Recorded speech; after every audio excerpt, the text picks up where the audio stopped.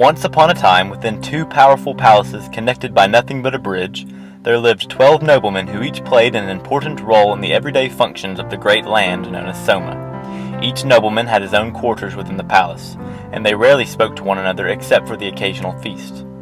On the night of December 31st, 3087, after the great city Soma had partaken in its fair share of various celebratory events, the 12 noblemen engaged in a bit of fine dining. After an hour or so, the 12 noblemen started discussing each of their individual roles with the other noblemen, just to keep them updated with what was going on. In the middle of Sir Hypothalamus's update, his rival, Thalamus, chimed in. "Leave it to Mr. Hypo-Ego to embellish on a few details. You think you are so important, but I've seen rocks that do more for Soma than you." Thalamus pointed an accusatory finger at Sir Hypo as he said it. He turned towards the other nobleman. "As for me, sirs, if it weren't for me, we would have no earthly idea what was going on outside of our walls, for Thalamus was in charge of handling the incoming and outgoing signals to the city." He continued, "I would wager to say that without me you would all be out of a job," and with that he took another swig of his drink. "Sir," said Hypothalamus, "I believe the wine must have gone to your head. Let me educate you on the importance of my rank. If you didn't know, it is I who is responsible for the basic hunger and thirst needs of our city. If it weren't for me, this entire city wouldn't know when it was hungry or thirsty. So I suggest you hold your tongue the next time you decide to belittle me in front of my peers." His opponent shriveled back into his chair in defeat. "Ladies, ladies," said a voice from the table. It was Pituitary, or Sir Pitt as he had become called. "And what do you have to say, Pituitary?" asked Thalamus from his chair. "Well, for one," Sir Pitt continued, I do control our great highway, the Endocrine Road, and if it weren't for me, our entire city would not be able to maintain what you all would call homeostasis, because you know they depend on my shipments of hormones." Now at that moment 2 hooded figures emerged from the crowd of noblemen. One was round and short, while the other was tall and thin. The tall fellow, Reticulus, his birth name was actually the Reticular Formation, removed his hood and began to speak. "I hear all this bickering back and forth between the lot of you, and what for? It's all pointless, isn't it? Besides, when it really comes down to it, Pons and I surpass you all by far." There was a groan. "Groan all you want, but it is we who turn the lights on and off at night. It is we who signal to the rest of Soma when it is time to sleep, and when it is time to wake up. Without us, the entire city would be a bunch of zombies with no sleep. Think of the chaos that would ensue if it weren't for us two fine gentlemen."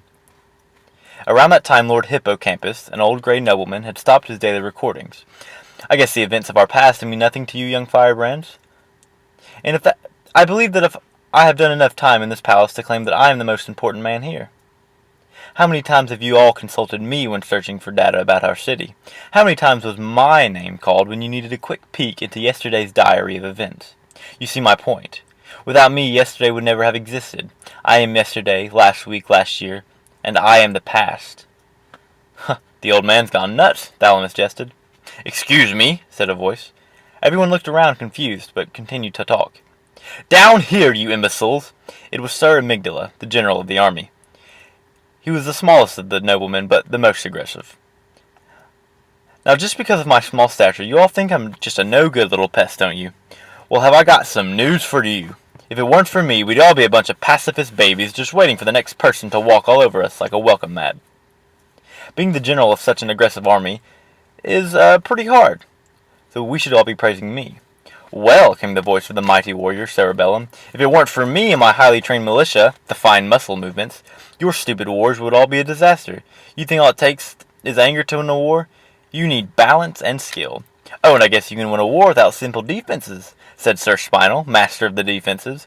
"Without our basic reflex of defense operations, this whole city would crumble. How can you win a war if you can't even defend your own walls?" The three began shouting at one another while the others tried to break it up. There came a knock on the door, and Sir Spinal was the first to get up and answer. "May I help you?" he said. "Yes. This is your bridge messenger. Would you be so kind as to let me in? Important news from the other side." "What have you got for us today?" spoke Sir Spinal. "Well, I have come to tell you that the left palace is in a huge uproar. All of the noblemen seem to be in a giant spat about who is better than who. Can you believe that?" All of the other men stood in silence, averting their gaze whenever he made eye contact. "You mean to tell me that you have all been arguing like petty children also?" Good God, men, he exclaimed. You'd think I was the keeper of the kindergartners, not the keeper of the bridge of the two mightiest palaces in the greatest city of Soma. And on another note, do you all just forget about me and what I do for the city? I am constantly running between these two godforsaken palaces like a chicken with its head cut off, so you all can just sit around all day and do your comfortable jobs in your lavish robes and your giant leather couches. You know what? You're right. I mean, do both of these palaces actually need to communicate with each other? Sure, they control the entire city, but they don't need to communicate, do they? Maybe I'll just take a vacation for a couple of months and see how you all fare without me. By this time, Sir Corpus had thrown his armor down and joined in the fray with all the other all of the other arguing noblemen. Then, out of nowhere, came a hearty laugh. The nobleman turned around and looked upon the throne in the great palace. It was King Cerebrum, master of all the complexities in the great palaces and in the great city. "Oh, how fun! Another lecture from his grace," quipped Thalamus. "I can't help to hear that there's a problem of rank here, and what's wrong with the way I have you all ranked?" "Well, your majesty," said Thalamus, "we all feel rather underappreciated for the jobs we've done." "I understand your concerns, Thalamus. However, you are all equally important to the realm, no matter the rank." Sir Corpus pointed an accusatory finger at the king as he spoke. "I bet that's easy for you to say, your wonderfulness. You get blessed with wisdom unimaginable, and all of a sudden you're just a god among men. Is that how it is?" "Well," said the king, "if we're just being honest, sirs, I'm the only one here capable of enough complex thought to keep our city from devolving into apes. While you all sit in your little chairs thinking of concrete solutions to your simpleton problems, I'm in my tower seeing the wonderful view of the surrounding lands and pondering the facts of life. If it weren't for me, this whole city would be living with the wolves. Oh, get your head out of the clouds, you elitist." The whole place erupted in a cacophony of laughter and jeering. They began shouting, cursing, and fighting with one another with no end in sight. Yet, through all the shouting and chaos, there was a small whisper in everyone's ear. If you could even call it a whisper. It would have been inaudible to anyone listening in, but all who gathered in that room surely heard it. And it made them stop dead in their tracks. It said, "Surely you all have not forgotten me, he who lives below, never sleeping, always working tirelessly." There was no body for his voice, but all felt his presence. "And who might you be?" said the fearsome king. "Ah, the question of the ages. Who am I?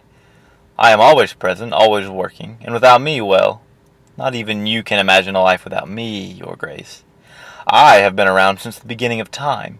I am the unconscious life force of this city, and without me, Soma falls, though they do not realize. This entire city's infrastructure would collapse without my aid, and yet you all dare argue about who is the most important? Fools, the lot of you! We were not created for personal glory, you silly little sheep.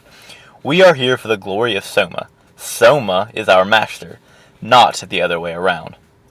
Now I, Majula, keeper of the unconscious functions of the city, command you to stop this bickering this instant, and continue with the work that you were created for. No longer will you envy the job of your peers, but you will take pride in your own work. You all have important duties that must be fulfilled if this city is to succeed. Thalamus, you are master of the communication with the outside world. Sir Hypo, without your ability to gauge the hunger and thirst of the city, it would collapse. Sir Pituitary, your highway is one of the most important highways of all, and your hormonal distribution to the city is unmatched. Pons and Reticulus, no one is better at sleep regulation than you two.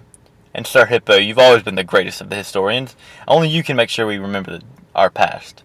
And General Amygdala, you are an iron-hardened warrior, and you will always be the greatest aggressor towards our enemies. Cerebellum and Spinal, you two complement each other better than anyone. It is you two who are the ultimate defenses of the city. Sir Corpus, I admire your diligent work ethic by helping these two palaces communicate with one another. And King Cerebrum, your critical thinking skills and innovation are unmatched by any. But you will never understand the work that goes into these 11 other jobs, nor do you need to. You are all unique, and you will all lead to the ultimate success of this city. The sun is rising. The city is awaking, Thalamus observed. The 11 noblemen all silently took their leave, and went back to the jobs they had forgotten they loved so much. And all was well.